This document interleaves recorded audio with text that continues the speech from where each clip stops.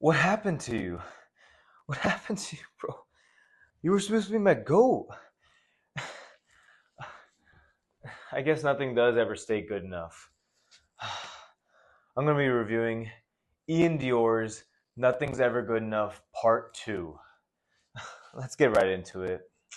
This album by Ian Dior is actually a sequel to his original release he had a couple years back called Nothing's Ever Good Enough. That was my introduction to Ian. Me and my friends really enjoyed this original mixtape or album because it had that fun kind of SoundCloud rap energy, really had some big hits with Emotions and Molly with Bernard Jabs. And we actually were really excited when he dropped his first studio project, Industry Plant. This is actually one of my favorite albums of all time. It has my favorite song of all time. It's called Dark Side. And if you don't believe me, look at how many times I've streamed it.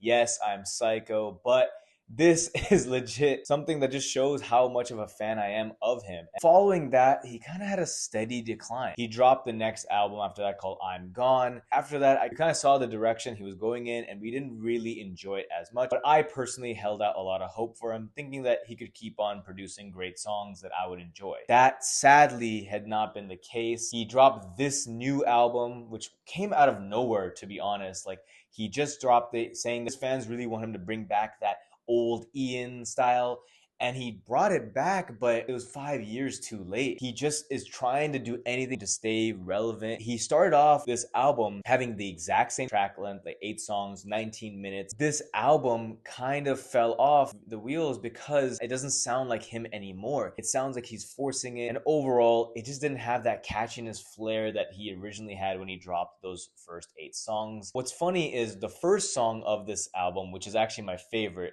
Halo, which features one of my other favorite artists back in the day that I also think is getting washed, Lil Skies. And if you don't believe me how much I used to listen to him, I used to spam his song Red Roses. If you want to see the stats right here. I know, again, I'm crazy, but I really do love both these artists, and it was actually a pretty decent song. It was actually the best song of the bunch. They actually had a pretty good chemistry together, and I wish they actually collabed more in the past. However, the rest of the songs were not as great. The last half was really tough to get through, and probably the worst song in Ian's entire catalog is the last song, All My Exes. He's trying to be this opium-esque, like Playboi Carti, Ken Carson type production, trying to rap in a trap style, and it just doesn't go. He just isn't that type of artist. He has more of a singing type of voice rather than rapping. I think that he's strayed away from that, and therefore I will be sadly giving this project a 4 out of 10.